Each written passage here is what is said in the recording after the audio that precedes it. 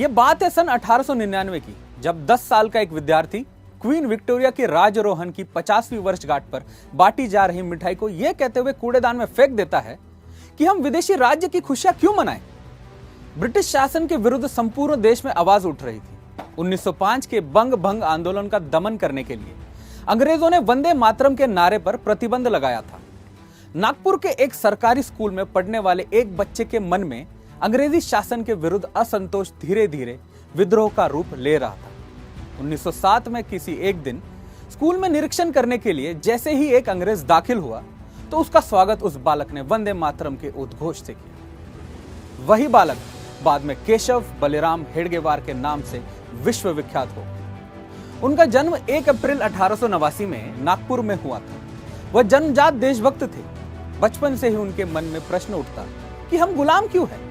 स्कूली पढ़ाई के बाद वह मेडिकल की पढ़ाई करने के लिए कोलकाता चले गए। उन दिनों कोलकाता क्रांतिकारी आंदोलन का केंद्र था। हेडगेवार जी भी जल्द ही क्रांतिकारी गतिविधियों में सहभागी हो गए। 1916 को डॉक्टर की उपाधि लेने के बाद वह नागपुर लौट आए और उन्होंने वहां से स्वतंत्रता आंदोलन में अपनी भूमिका निभानी शुरू कर दी। आपको पता है, डॉक्टर हेडगेवार जी एक समय में कांग्रेस से भी जुड़े थे। उन्होंने एक समय कांग्रेस के विदर्भ प्रांतीय सचिव के रूप में कार्य भी किया है। 1920 में जब नागपुर में कांग्रेस की राष्ट्रीय अधिवेशन हुआ तब पहली बार हेडगेवार जी ने पूर्ण स्वतंत्रता का लक्ष्य बनाने के बारे में प्रस्ताव रखा, पर उस वक्त वह पारित ना हो सका। उन्होंने कांग्रेस का असहयोग आंदोलन में भी हिस्सा लिया और 1921 में सत्याग्रह करते हुए उनकी गिरफ्तारी भी हुई और 1 वर्ष तक वह जेल में भी रहे। लेकिन कांग्रेस से जुड़े होने के उपरांत उन्हें लगता था कि उन्हें स्वतंत्रता मिलने के बाद भी समाज में राष्ट्रवाद की भावना स्थायी रूप में सशक्त रहनी चाहिए। एक सामर्थ्यशाली राष्ट्र के लिए उनके विचार स्वाभिमानी और संगठित समाज के निर्माण के थे।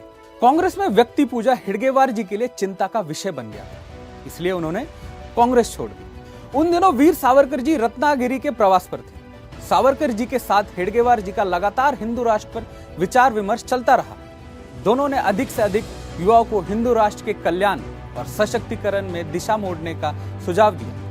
इसी मुलाकात के बाद हर नागरिक में राष्ट्रभक्ति की भावना जगाने के उद्देश्य से 27 सितंबर 1925 को विजयदशमी यानी दशहरे के पावन पर्व पर उन्होंने राष्ट्रीय स्वयंसेवक संघ की स्थापना की। संघ की शाखाओं के द्वारा उन्होंने युवाओं के मन में शक्ति, सामूहिकता, अनुशासन एवं राष्ट्र गौरव के साथ ही समाज के लिए निस्वार्थ भाव से त्याग करने की प्रेरणा दी। क्रांतिकारियों से उनके संबंध अच्छे थे। बाल गंगाधर तिलक जी एवं सुभाष चंद्र बोस जी के काफी करीबी थे।